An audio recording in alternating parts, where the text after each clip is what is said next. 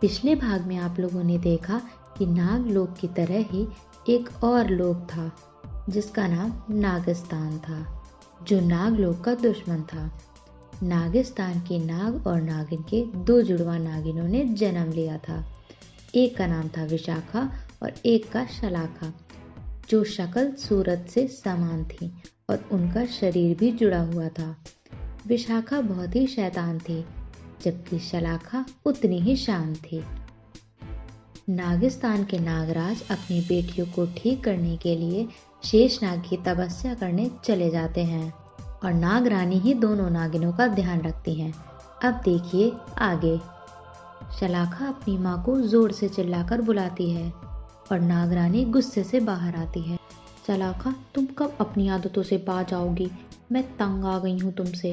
अब सुबह सुबह क्या कर दिया तुमने? मैंने कुछ नहीं किया माँ, आप देखो ना ये हम दोनों को क्या हो गया। और नागरानी ये देखती है कि वहाँ सिर्फ शलाखा थी। नागरानी विशाखा को बाहर देखती है तो विशाखा बेहोश पड़ी थी। हे शिव शंभू, आपकी कृपा से मेरी बच्चियों का शरीर अलग हो गया है। लेकिन नागरानी विशाखा को बेहोश देखकर परेशान होती है। माँ, तुम हमेशा विशाखा को ही क्यों प्यार करती हो? शलाखा, ऐसा नहीं है, पर इस समय भी तुमको खुद की पड़ी है। देखो तुम्हारी बहन बेहोश है। माँ, तुम्हें ये चीज़ दिखाई दे रही है, मगर ये नहीं दिख रहा कि मेरा रंग नीला पड़ गया है। शलाखा रोने लगती है। तभी विशाखा को भी होश आ जाता है। माँ देखो ना, हम दोनों एकदम सही हो गए। सब भोलेनाथ की कृपा है बच्चों। तुम्हारे बाबा ने जो कड़ी तपस्या की थी, उसी की वजह से तुम दोनों को एक नया जीवन मिला है। और नागरानी शलाखा और विशाखा के अलग होने की खुशी में दावत रखती हैं। तभी वहाँ पे एक लंबे बालों वाला साधु आता है। माँ, बाहर कोई साधु आया है। नागरानी उसके लिए भी खाना लेकर जाती है और नागरानी जैसे ही साधु को देखती है, उसके हाथ से खाना गिर जाता है। स्वामी, आप लौट आए स्वामी। बच्चों, ये कोई साधु बाबा नहीं है, तुम्हारे पिता नागराज हैं। आज इनकी वजह से ही तुम्हें ये नया जीवन मिला है। और नागराज बिना कुछ बोले ही चुपचाप अंदर चले जाते हैं।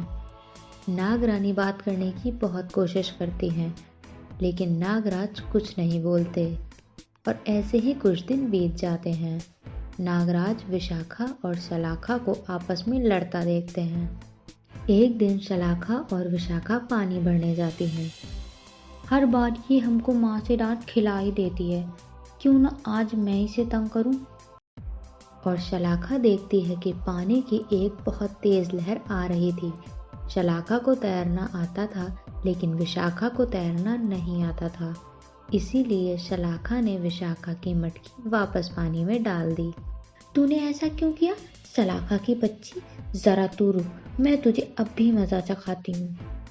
विशाखा नदी में मटकी लेने उतरती है और तभी वो पानी की लहर विशाखा को बहाकर दूर ले जाने लगती है।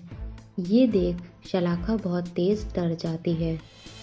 मदद करो, मेरी कोई मदद करो, विशाखा डूब रही है। और तभी वहाँ नागराज गुजर रहे थे। तभी वो कूदकर विशाखा को बाहर ले आते हैं और विशाखा नागरानी को सारी बात बताती है। क्या करूँ मैं इस लड़की का जो ये सुधर जाए? माँ, हर बार विशाखा मस्ती करती है, मगर आप उसे कुछ नहीं कहती, और आज मैंने थोड़ी सी मस्ती की तो आप मुझे मार रही हो। तभी नागराज बोल पड़ते हैं। चुप, एकदम चुप, सब चुप रहो।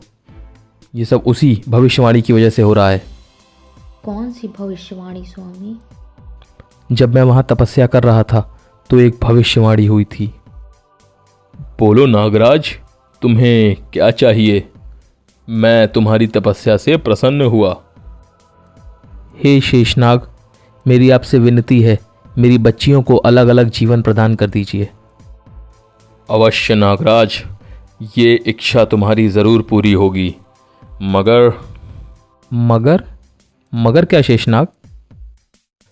मैं तुम्हारी बच्चियों का जुड़ा हुआ शरीर अलग कर सकता हूँ, लेकिन उन दोनों की जुड़ी हुई किस्मत को नहीं कर सकता। मैं कुछ समझा नहीं। तुम समय आने पर सब समझ जाओगे। और शेषनाग शलाखा और विशाखा को अलग होने का वरदान देकर वहां से चले गए। फिर तभी वहां पे एक भविष्यवाणी हुई। विशाखा शलाखा का शरीर तो अलग हो गया, लेकिन अगर ये दोनों साथ रहीं तो दोनों एक दूसरे के जान के दुश्मन बन जाएंगे। नागरानी, मैं इसीलिए इतने दिनों से कुछ नहीं बोल रहा था और मैंने इन बच्चियों के व्यवहार में उस भविष्यवाणी को सच होते देखा है। नहीं नहीं स्वामी, ये दोनों तो बचपन से ही ऐसी हैं और खासकर शलाखा बहुत ही बदमाश है। लेकिन हमें इन दोनों को अलग करना ही होगा। पास में ही मेरी बहन सुलेखा रहती है। इन दोनों में से एक को मेरी बहन के पास भेज देते हैं। पर वहां जाएगा कौन, ये कैसे देखेंगे? उसका उपाय है मेरे पास। नागराज एक प्रतियोगिता रख देते हैं। मैं तुम दोनों से कुछ सवाल पूछूंगा और जो भी उसमें जीतेगा उसे शहर में पढ़ने भेज दिया जाएगा। और नागराज दोनों से प्रश्न करते हैं और वो दोनों पेपर में उसका उत्तर लिखती हैं। मुझे चालाकी से पर्ची शलाखा से बदलनी होगी क्योंकि इसने सभी प्रश्न सही किए होंगे। और विशाखा शलाखा से पर्ची बदल लेती है। इस चुनौती का परिणाम आ चुका है और जो नागिन शहर जाकर पढ़ाई करेगी वो है शलाखा। शलाखा बहुत खुश होती है। अरे ये कैसे संभव हो सकता है, मैंने तो शलाखा की पर्ची बदल ली थी। तभी वहाँ शलाखा आती है। मैं जानती थी कि तुम ज़रूर कोई चालाकी करोगी, इसीलिए मैंने कोई सवाल ठीक नहीं किया था। विशाखा मन ही मन चिढ़ जाती है।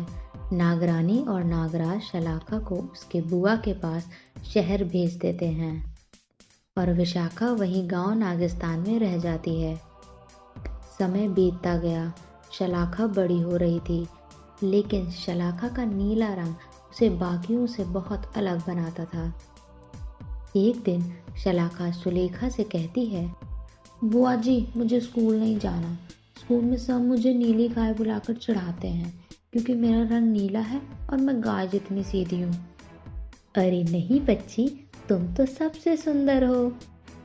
और उधर विशाखा शलाखा को शहर में देखकर जला करती थी। उधर दूर गुफा में बैठा आदमी ये सब अपनी पानी से भरी प्याले में सब देख रहा था। तभी उसके पास बैठा गिरगिट बोलता है, बाबा आप क्या देख रहे हो? वो शैतान एक तांत्रिक बाबा था। मैं देख रहा हूँ कि इन दोनों नागिनों में से वो कमज़ोर कड़ी कौन सी होगी जिसके सहारे मैं नागिस्तान और नागलोक दोनों पर राज कर सकूंगा। राज? पर वो कैसे? तू बस देखता जा। साल बीतते चले गए। दोनों ही जवान हो चुकी थी। एक दिन शलाखा बाहर जा रही थी।